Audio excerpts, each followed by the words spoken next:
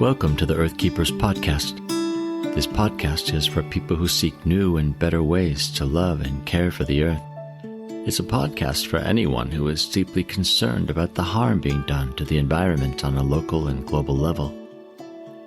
It's a podcast that builds community and connection between people of like heart and mind, people who believe that earth care should be integrated into every aspect of life, and for many in the Earth Keepers community, that includes our spiritual practices. In this episode, we'll talk with Dr. Katharine Hayhoe, author of the new book, Saving Us, a climate scientist's case for hope and healing in a divided world. This interview was conducted before a live online audience and co-sponsored by Village Books and by the North Cascades Institute. Welcome, friends, to the Earth Keepers podcast. Katharine, it's such an honor to be with you. Thank you for taking time with us to discuss your new book. Likewise, it's such a pleasure to be speaking with you. I only wish I could be there in person. So help us to get a sense of your book. Why did you write this book at this time? Well, I am not a big book writer, as anyone who follows me will know. I like to do videos. I like to do social media. I even just joined TikTok last week with my cat, Dr. Evil. Everybody has to be a doctor, right? But the reason I wrote this book is because I couldn't find anything else to answer the number one question that I am getting now every single day. And that question is, what gives you hope? So I figured as a climate scientist, I'm a good person to ask that question too, right? Because if a climate scientist can find hope in a world where every new scientific study seems more dire than the one before, every new headline tells of greater disasters than we thought were coming. Every next headline after that tells of how far we're falling short in meeting our climate targets and our climate commitments. I figured if I could find a source of hope, can't everyone? So I started looking myself because I can't keep on doing what I'm doing if I'm just overwhelmed with bad news all the time. And first of all, I looked to the science and I realized that as dire as the news is, there is hope, very clear hope in the science. There is hope because the science says that our future is literally in our hands. The choice is up to us. Some impacts are already here today, and some of those impacts are already bad, but they are just a fraction of what we can avoid if we act now. So hope is not the guarantee of a better future. It's the chance of a better future. And science says there is a chance. But where else does our hope come from? Often it comes from recognizing that we're not alone. So often I think we picture climate action as a giant boulder sitting at the bottom of an impossibly steep cliff with only a few hands on that boulder trying to push it up. And if we added our hand, it would do nothing, absolutely nothing. But if we start to look around and see who all is already acting on climate, we realize the giant boulder is already at the top of the hill and it's already rolling down the hill in the right direction. And it's already got millions of hands on it. And if we added our hand, it might go a little bit faster. And if we got everybody else at our place of work or our neighborhood or our school or our church or our city, if we got them to add their hands too, it could go a lot faster. And we could get it going down that hill. And so recognizing that we are not alone, that we really are together, that is a huge part of what gives us hope. Katharine, so many books in the area of environmental advocacy today have titles like Save the Whales or Save the Trees, Save the Earth. You call your book Saving Us, though. And so I'm wondering, what is that about? You're absolutely right. I don't know how many books there are with that type of a title, but a lot. When it all comes down to it, though, it is not about saving the planet itself. The planet itself will be orbiting the sun long after we are gone. What is at risk is us living things on this planet. And of all living things after the polar bear, us humans, because we have built our entire civilization on the assumption that climate is relatively stable. We have 2/3 of our biggest cities within a few feet of sea level. We have parceled out all our water and our agricultural land to where now there isn't enough to go around. We are the ones who have built this vulnerability into our very system, and it is us who are most at risk. But unlike the polar bear, we have agency. We understand why it's happening. We are responsible for what's happening, but it's up to us to actually try to fix it. Katharine, when I interview authors for the podcast, I often ask them what it is that they want to contribute to the larger conversation that's going on in the world about their particular topic.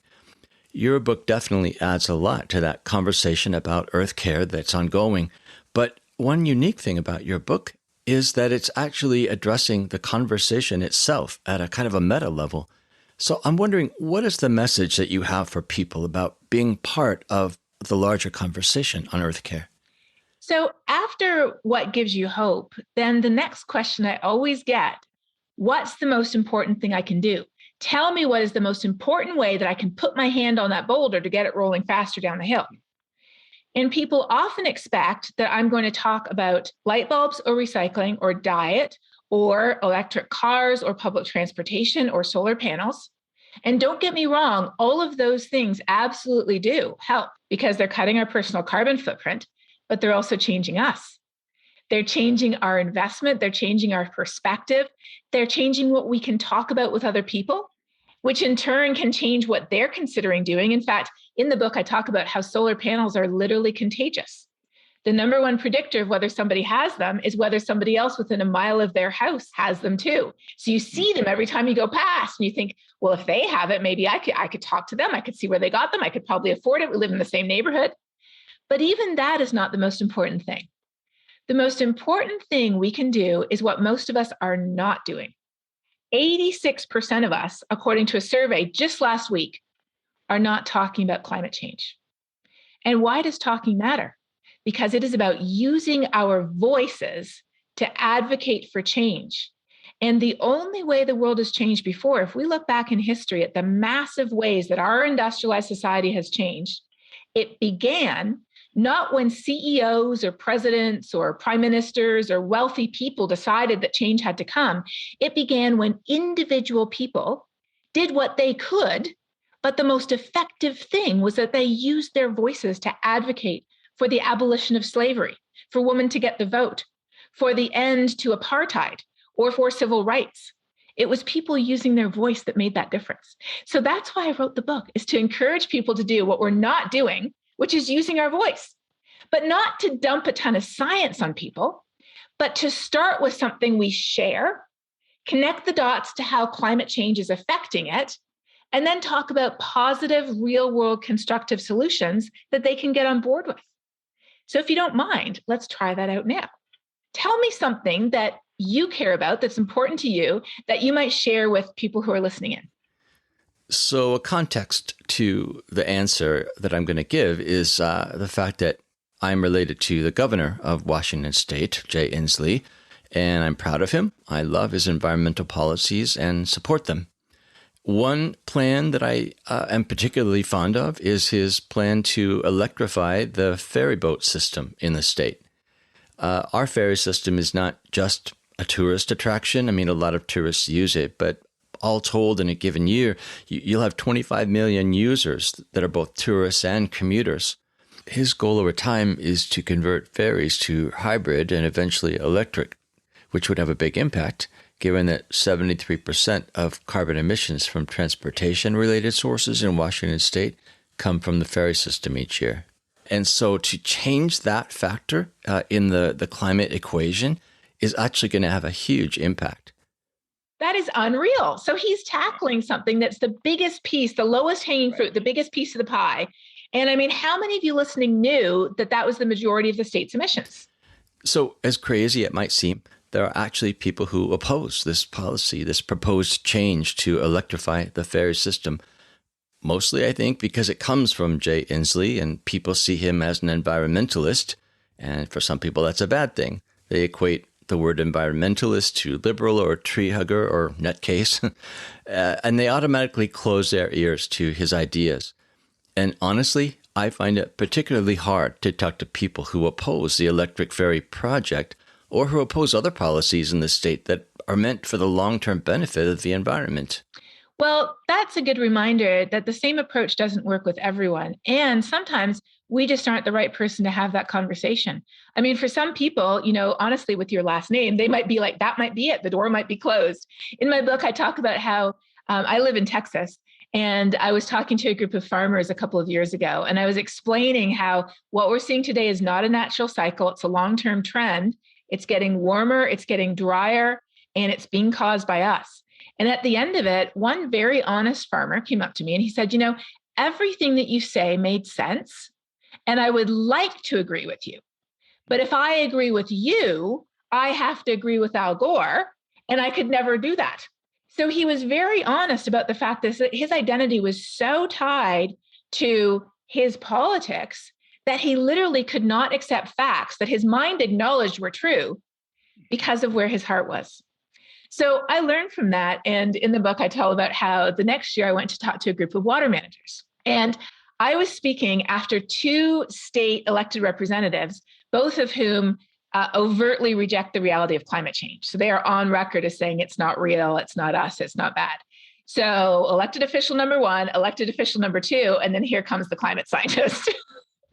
So I decided I was going to conduct an experiment.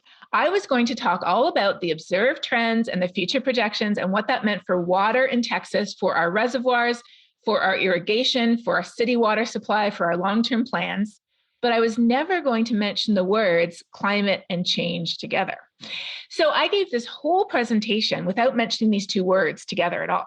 But other than that, it was the same content and the same solutions and the same everything.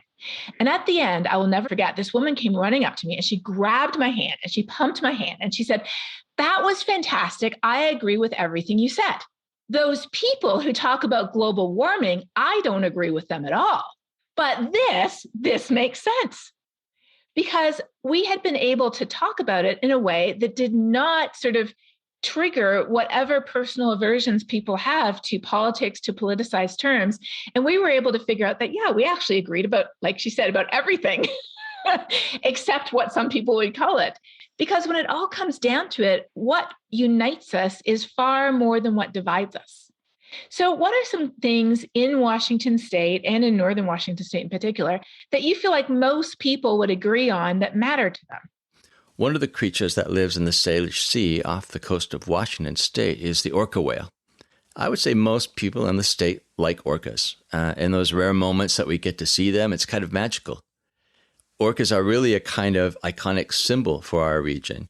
And I can see how you could connect orcas with the electric ferry project, because electric ferries will be much quieter, relatively speaking. And the fact is that boat noise in the Puget Sound, interferes with the communication of orca whales and causes long-term stress. And electric ferries being really quiet will just be less disruptive. Another species that lives in the Salish Sea is salmon. People love salmon for lots of reasons. It's an iconic Pacific Northwest food, for example. Sports fishermen depend on healthy populations of salmon. So that might be another common point of discussion. Everyone loves salmon here, and salmon populations are declining. So that could help people to see maybe the sense of environmental protections that save salmon, because it could appeal to actually quite a broad sector of the population. Maybe the last point of shared interest with people in my region has to do with the mountains. Both residents and tourists appreciate the beauty of the Cascade Mountains and the Olympic mountain range. But honestly, in recent years, it's kind of hard to see them on some days. The view tends to be obstructed by smog much of the time. I suppose if we started our conversations with that shared problem, then electric ferries, which produce no pollution, might actually seem less threatening or a less triggering idea. So the one that my mind immediately jumped to was that the water in streams is getting a lot warmer, which also affects salmon when they go up the stream to spawn. Sometimes it's so warm that they literally can't. And then also, of course, we know as the world gets warmer, wildfires are burning greater and greater area, and the wildfire season is starting earlier and it's ending later. And so, of course, that creates additional pollution that chokes the air, that people are breathing in, that you not only can't see the view, you literally can't take a clean breath of air outside. And I don't know how it was for you this summer, but I know I have friends who live just a little further east, and they were saying that their kids couldn't even go play outside for weeks on end because the smoke was so bad. Yes, I've found that people's view on climate change has shifted as they've seen the impact it has on their kids. Dirty air changes from an environmental issue to a parenting issue. So when your kids can't go outside to play because the air is too hazardous, that really hits home. It does. And it's interesting that you said that, because that's one of the perspectives I think that often holds us back, is that we think of this only as an environmental issue. So if somebody is already an environmentalist, if they're already that type of person, then of course they care. But if we only think of it as an environmental issue, which of course it is an environmental issue, but if we only think of it as that, then if we're not an environmentalist, we don't think of it as our issue. But as you just said, it is literally an issue. Like if you're a parent, it's an issue. If you care about your health or the health of your family or people in your community, it's a health issue. It is also a sport issue. It affects winter snow and recreation as well as sport fishing. It is a nature issue if you're a nature lover. It is an economic issue because it affects the economy and it affects the safety of your home. So whoever you are, and this is what I get into the book, and I go through lots of different examples, basically, whoever you are, you already have every reason you need to care about climate change. You don't need new reasons. You don't need new values. You don't need a new identity. You just have to figure out how what you already care about is already being affected by climate change. And it's a lot easier when we're having a conversation with an adult. With a child, you might be able to change their values if you're their parent and you work at it really hard, right? But once someone's an adult, you get the sense if someone wants to change your values, I'm not very receptive to that. I feel like I am who I am, and I've thought about who I am. And, I feel like I've made the choices I have because they're choices I feel are right choices. But if somebody says, yes, that's right, you're a good mother, you obviously care about your family, you care about science, you care about people. For me, being a Christian, and for you too, that's a big part of who I am. So if somebody sort of approached me and said, you're obviously a good scientist, a good mom, you care about the place where you live, you want to live out your faith. And so clearly because of that, you care about climate change because I'm also this or this, and I care about it because it affects as a Christian, the least of these. As a mom, it affects our kids. As a scientist, it affects this amazing world that we study. As a person who lives in this location, it affects our homes. And so then it makes me be like, oh, yes, so I am that type of person. Yes. And then climate action is it's a genuine expression of who we already are, rather than something that we feel like somebody's sort of trying to push on us because of their priority system, their value system, which is not ours. We've been in conversation with Katharine Hayhoe, author of the book Saving Us, a climate scientist's case for hope and healing in a divided world. This is a book meant to empower and encourage people to recognize their opportunities for Earth advocacy in their everyday lives. This podcast, of course, shares that purpose. Our aim is to encourage and equip people like Julie to be Earth keepers and advocates for a greener living. I just listened to podcast 34 with Alex Bailey, and he was so fun to listen to, and he got me so excited about what I can do in the world and how I can make changes in my life. I really enjoy the podcast that I come away from excited and challenged to be better than who I am and to see the world in a different way. I hope that all of the podcasts touch people the way they do with me. If you find that this podcast helps you to be a better Earth keeper, we'd like to hear from you. Leave us a message via the voicemail link on the podcast webpage, or send us an email at earthkeepers@circlewood.online. That's earthkeepers@circlewood.online. And now, back to our conversation with Katharine Hayhoe. As people are listening to this conversation, many, I'm sure, have some specific people in mind, people that it feels impossible to talk to about environmental issues or climate change. Most of us have probably had those really hard conversations where no matter what we say, the other person gets triggered and can't seem to hear anything. And if we're honest, we get triggered too. We share responsibility when conversations lead to hurt feelings or broken relationships even. At least I can say that for myself. I'm wondering, are there certain kinds of people with whom we should be having conversations about Earth keeping? And conversely, are there some people that we simply need to avoid? Yes to both questions. And I'm so glad you asked that question, because often when I say the most important thing we can do is to talk about it, people's minds jump immediately to the person they know who will not shut up about how it's a hoax. And we all have someone like that or more than one person like that in our lives. I do. Honestly, every other climate scientist I've talked to does, except for one. I know one climate scientist who doesn't have somebody like that in their lives. Usually it's a family member, or sometimes it's an old college roommate, or sometimes it's a next door neighbor. But we all have someone like that in our lives who is absolutely obsessed with the idea that this is a hoax, and they can't stop talking about it. They bring it up all the time, talking about how those climate scientists just made this thing up out of whole cloth, or they're always saying that the world is going to end and look, everything's just fine. And all those wildfires are just arson, that climate change has nothing to do with it. And if they would just rake those forests, that would fix the whole thing. Mm-hmm. And we just want to stick it to them. We just want to, I want debate point 1, 2, 3. And so they will just say, yes, you're right. You've always been right. I'm so sorry. I have very bad news. That's not going to happen. Why?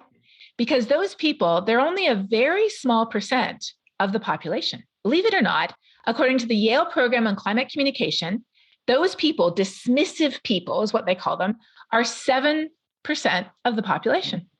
7%. They're very loud, especially on social media. I meet them on Twitter all the time and Facebook.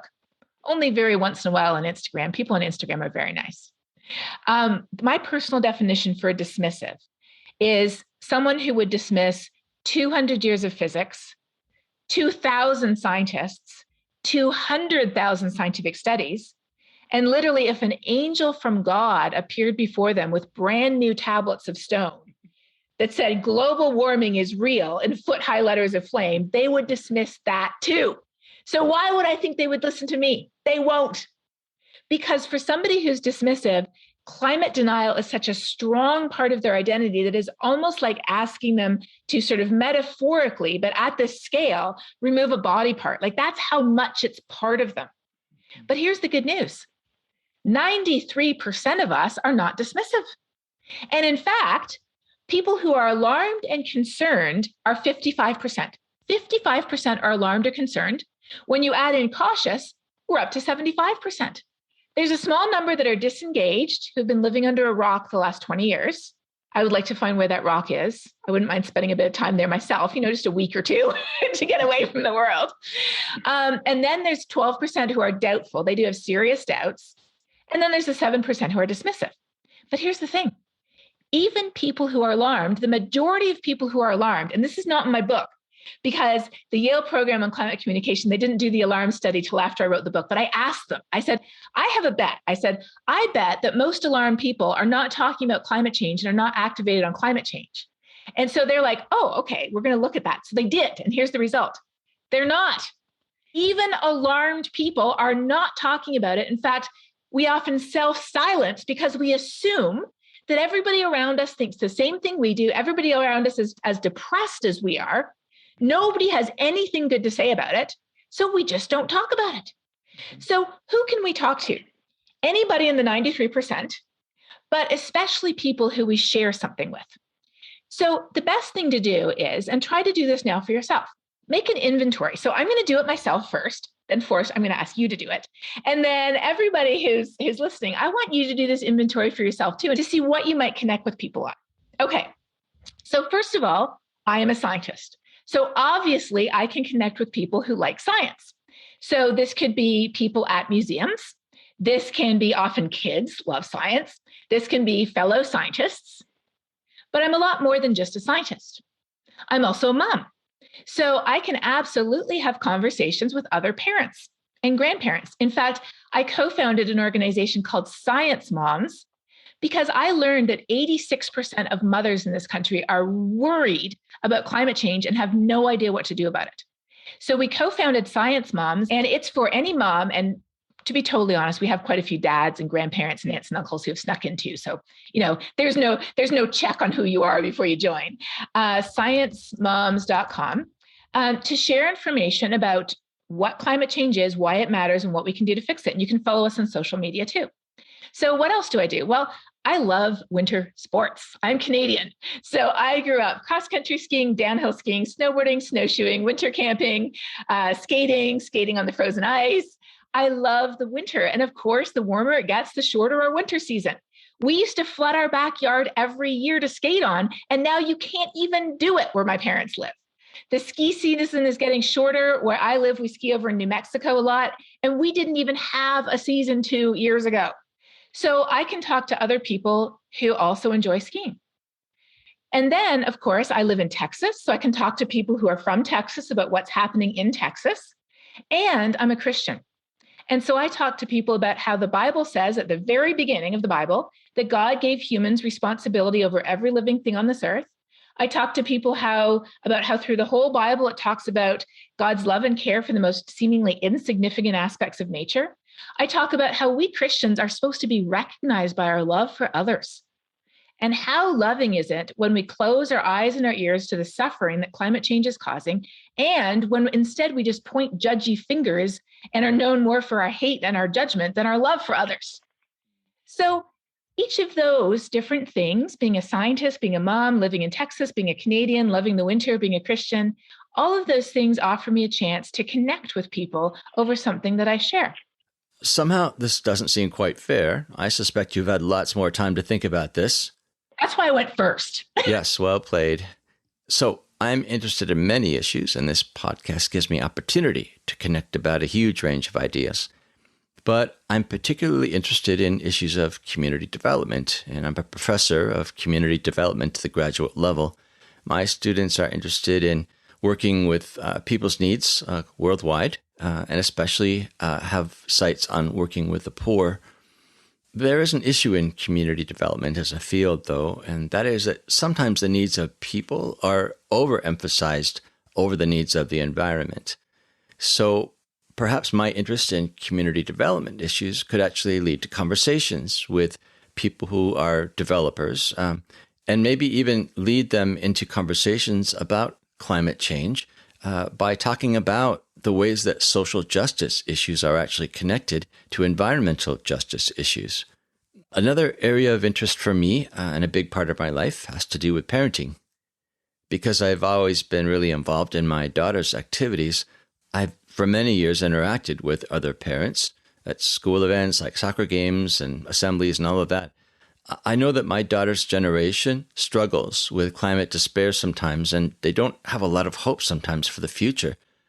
When I think about it, I'm really sure that other parents notice that about their kids as well. And the concern that we have for our kids could really be a profound starting place for a conversation with them about environmental issues. So there are a couple of points of common connection that I thought of.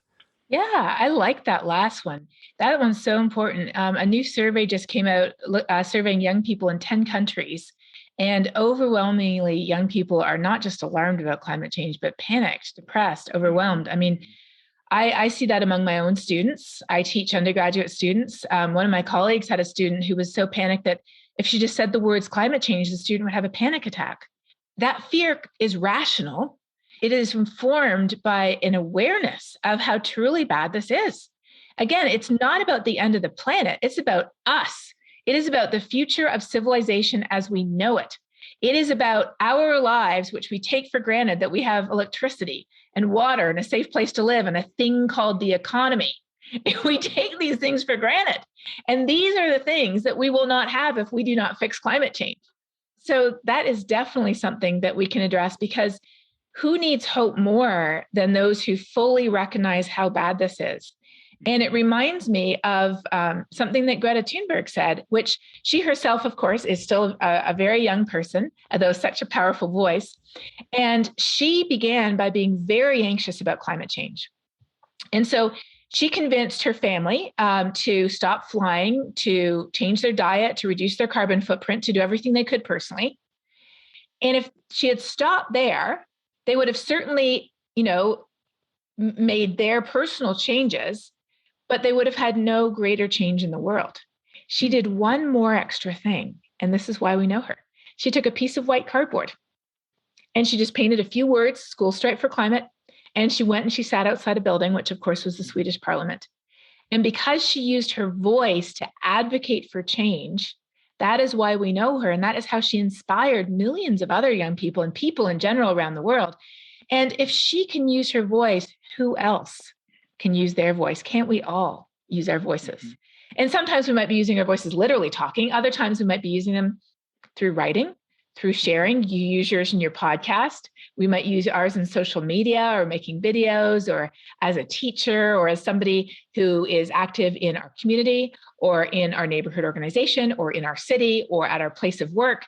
Or we can even use our voice in terms of where we bank, what credit cards we have, where our retirement is invested, because what's happening to that money? What's it being used for? There are so many different ways we can use our voice, and they're unique to each of us, but we're so powerful in that we can do that. Let me ask a final question about your book. Your writing is very personal, very authentic. By telling stories of your successes and your failures at having good conversations, you inspire other people, I think, to believe that they can do it too. My questions then are, where did this courage come from? How did you come to be a person who uses her voice so effectively to speak up for the environment? Well, again, it's not just the environment I'm speaking up for. I feel like I'm speaking up for all of us living things. Because in many ways, I feel like we climate scientists are like the physicians of the planet. So imagine if you were running a low-grade fever that went up and down from day to day, but it ticked steadily upwards week after week. And then you went in to see a physician and they ran a bunch of tests. And then they spoke to almost every other physician around the world. And they shared the test results. And they all concluded that you were suffering from an unprecedented, brand new condition known as global warming. And that the only thing to do was to stop burning fossil fuels as soon as possible, build resilience to the impacts that you could not avoid anymore, help nature help us. Nature would like to soak up some of the carbon we've produced if we can restore and invest in ecosystems. And all the doctors in the world agreed, but you didn't want to listen. And then it turned out everybody in the world had this fever, including the doctors themselves, but nobody wanted to listen. That's the situation that we're in today. And so as someone who knows how serious it is, and you don't have to be a scientist today anymore to know how serious it is, all you have to do is look outside your window during wildfire season. It's really up to all of us to share that, because what's at risk again is not our great-great-grandchildren. It is not people who live over on the other side of the world. It is not only the non-human living species, although they are certainly at risk too. It is us here and now today. And so I definitely get discouraged. I definitely get frustrated. I have stories in the book of conversations that went horribly wrong. And they're sort of unintentionally humorous often. And I feel like I learned the most from them in retrospect, but they didn't feel good when they were going on. I can tell you that. But I keep on going because it is the truth. And because of what's at stake, it's my son's future that's at stake. And, as a mom, I would do anything for him. And today, anything means fighting for a fix to climate change.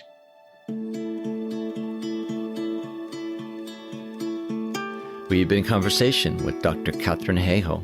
For more information about her work and her new book, check out the many helpful links you'll find on the Earth Keepers podcast website at www.circlewood.online/earthkeepers.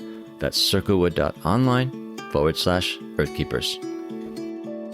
Earthkeepers podcast explores ways in which we can change ourselves, our communities, and our cultures to help us to care for the earth in holistic and regenerative ways. Through curated conversations, we highlight the wisdom of thought leaders and change agents who are making a difference and showing us a way forward. When Earthkeepers stand together, they amplify the impact of their resistance against environmental injustice and multiply their efforts for renewal and restoration. I am Forrest Inslee, your podcast host. Our executive producer is James Amadon. Our producer is Dave Olfers. Forrest Reed is our editor and the creator of our original music. Our research assistant is Rochelle Nordman, and Jessalyn Megerly is our social media director. Thank you, friends, for listening, and please join us next time on the Earthkeepers podcast.